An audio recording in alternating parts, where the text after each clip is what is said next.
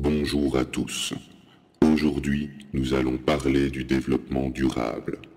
Officiellement, c'est un type de développement économique qui répond aux besoins des générations du présent sans compromettre ceux des générations futures.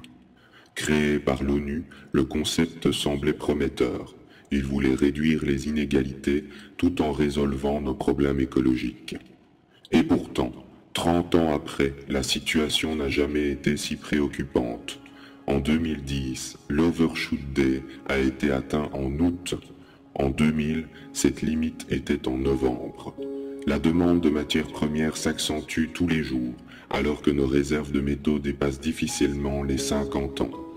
Pendant que nos forêts continuent de disparaître, une île de plastique de 600 000 km² s'est formée dans le Pacifique. Quelques 100 millions de tonnes de synthétique se baladent en mer.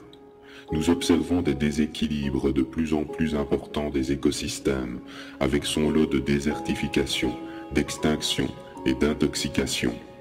De grands désastres écologiques se succèdent et l'indifférence du pouvoir est proportionnelle à l'ampleur du désastre.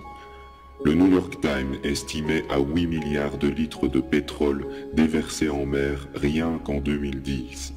Cette année est également celle de tous les records en matière d'émissions de CO2 et 2011 est en bonne voie pour un nouveau record. Tout s'accélère, avec ou sans développement durable. Tout s'accélère malgré que 98% des Européens se déclarent concernés par l'environnement. Comment sommes-nous devenus des éco-citoyens déculpabilisés, acheteurs de voitures écolabels ?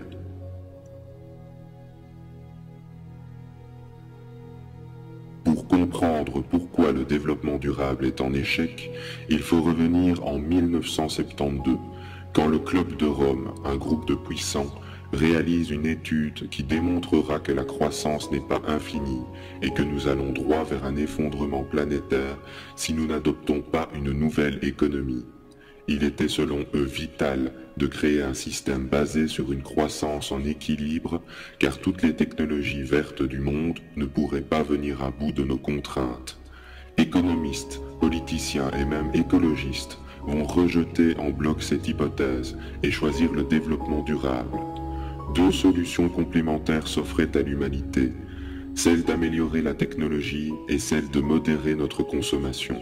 Le choix de l'ONU se portera uniquement sur le développement durable, qui a pour avantage de préserver l'essence même du trio capitaliste, productiviste, consumériste. Sans surprise, le concept de développement durable fut accaparé par les industriels et les corporations en raison d'un triple avantage. Il est profitable au capitalisme car il envisage la possibilité d'un consumérisme vert. Il est vecteur de croissance et ne remet pas en question ses limites. Enfin, il s'avère un redoutable outil marketing. Grâce au greenwashing, l'écologie devient un argument de vente. Pour développer ses profits, une entreprise doit faire croire aux consommateurs qu'acheter un produit vert est bon pour la planète. Monsanto, EDF, McDo, Suez, Total, la plupart des grandes entreprises sont les premières à devenir vertes. Un observateur distrait jugera que le monde se lance dans le changement, alors qu'en réalité, il s'agit de créer de nouveaux horizons de profit, tout en faisant croire à la masse que ceci est bon pour la planète. Dans ce cadre, le développement durable perd de son intérêt écologique. Prenons le cas de McDonald's, dont le logo devient vert et les menus bio. Leur but n'est pas de polluer moins, mais de s'adapter à la vague écologiste pour garder sa clientèle. L'effet est purement psychologique. Car si les ventes augmentent, le besoin de viande augmente, ainsi que l'utilisation de pétrole et de ressources. Cette réalité que nous observons dans presque tous les domaines s'appelle l'effet rebond. Chaque fois que nous créons une technologie moins polluante, il y a éco-efficience. Mais si la croissance augmente, l'éco-efficience est négative. Par exemple, on réduit de 5% les émissions de CO2 du parc automobile mondial. Dans le même temps, croissance oblige, le nombre de voitures en circulation augmente de 15%. Si chaque voiture pollue moins, le problème s'est aggravé à l'échelle mondiale. L'éco-efficience totale est inexistante, mais le consommateur, lui, pense avoir fait une bonne action. Nous touchons du doigt la limite du concept. Le développement durable se base sur un postulat erroné, celui qu'une croissance verte infinie est possible dans un monde aux ressources limitées. Bien qu'il existe des effets positifs locaux, ils sont insuffisants et engloutis par les effets pervers secondaires. Certains auteurs estiment que le développement durable est un concept schizophrène, car il utilise la cause même des problèmes environnementaux pour tenter de résoudre la crise écologique, ce qui est impossible.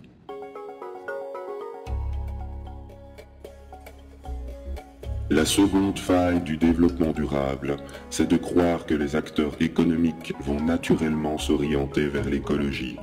Prenons l'exemple des producteurs de tomates. Chaque jour, des milliers de tonnes de tomates produites en Espagne se rendent en Hollande, pendant que l'Espagne importe à son tour la même quantité de tomates produites en Hollande. Économiquement, c'est très rentable. Écologiquement, c'est un désastre. Dans cette situation, le développement durable veut réduire la pollution de chaque camion, plutôt que de relocaliser la production. Malheureusement, il est impossible de rendre un camion propre, alors qu'il serait simple de produire et de consommer localement. Le fonctionnement des choses n'est pas remis en question, car le développement durable est soumis à la logique libérale. Au lieu d'encourager une nouvelle économie saine, locale et naturelle, on se force à transformer un système industriel mondialisé qui n'est soumis à aucun contrôle, à aucune démocratie, à aucune morale sociale ou écologique. Ainsi, nous voyons apparaître des aberrations, comme des hôtels de luxe durables, placés sur des îles désertes uniquement accessibles par avion, des Ferrari électriques à 100 millions de dollars, des jets privés qui se targuent d'écolo car ils consomment 3% d'énergie en moins, ou des salons de l'écologie de luxe pour présidents et starlettes. Or, ce sont les pauvres qui subissent le plus la crise écologique et climatique. Non seulement nous consommons 80% des ressources mondiales, mais nous leur interdisons de se développer, car ils représentent un potentiel de pollution désastreux. Nous savons aujourd'hui que les agrocarburants font pression sur les marchés de la nourriture et engendrent davantage de famine. Une éventuelle taxe carbone toucherait les pauvres en premier, en laissant libres les industriels de polluer. Or, c'est justement le productivisme qui est la cause de nos problèmes. Ainsi, nous nageons dans une soupe répugnante d'hypocrisie et de cynisme.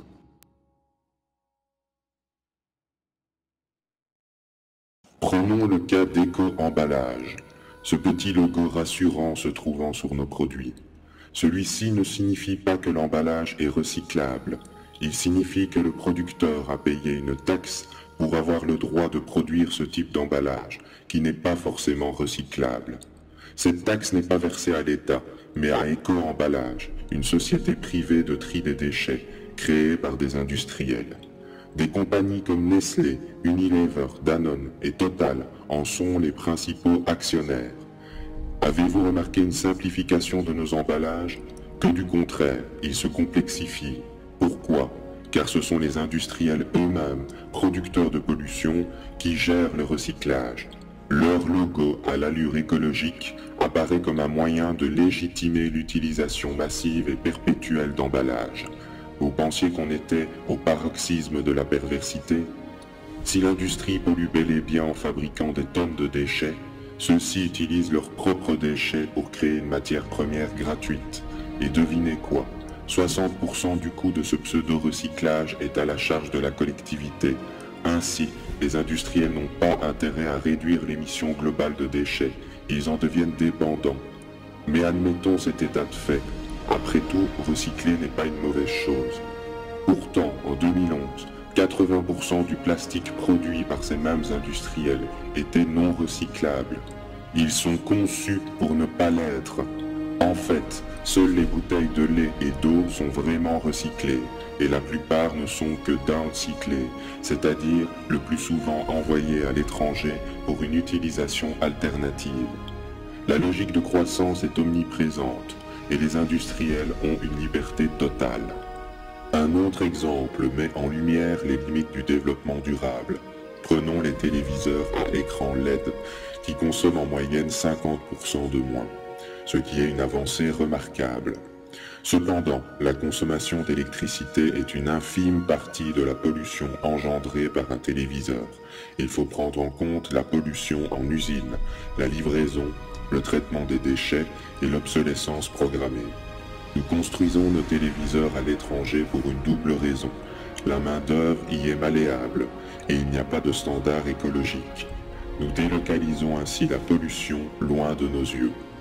Le transport sur de très longues distances est la deuxième cause de pollution, et l'obsolescence, qui consiste à réduire volontairement l'espérance de vie d'un objet, augmente notre fréquence d'achat.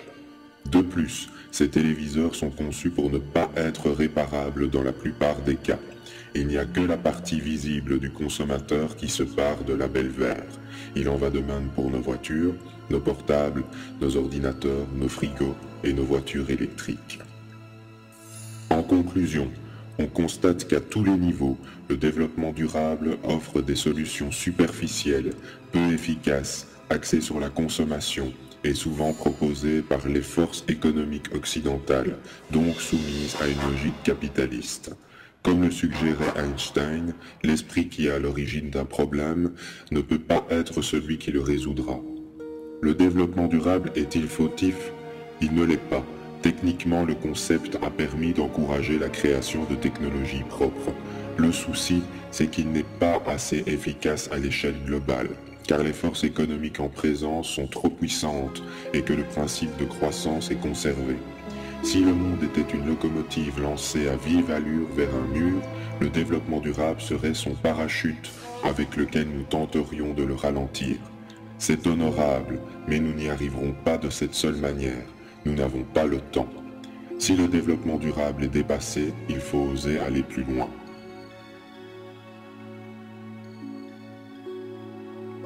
L'humanité vit désormais le siècle de la fin du pétrole. Aucune alternative efficiente et disponible n'existe encore pour le remplacer totalement. Nous allons faire face à un choix, celui de continuer dans une société basée sur la croissance de la consommation, où toutes nos dettes et notre peine au travail accélèrent la dégradation du monde, soit nous décidons de reprendre nos vies en main, de localiser notre production alimentaire pour protéger les générations futures, d'abandonner l'économie de croissance et les vieux schémas du monde travailliste, de développer des coopératives pour construire nos maisons, pour produire des objets utiles et réellement durables, d'arrêter de consommer sans considération pour la vie humaine. Nous avons aujourd'hui le devoir d'investir non pas dans le développement durable prôné par TF1, mais dans l'associatif, le coopératif, le solidaire et surtout le local. L'autonomie de l'humanité est à portée de main pour un avenir serein. Merci.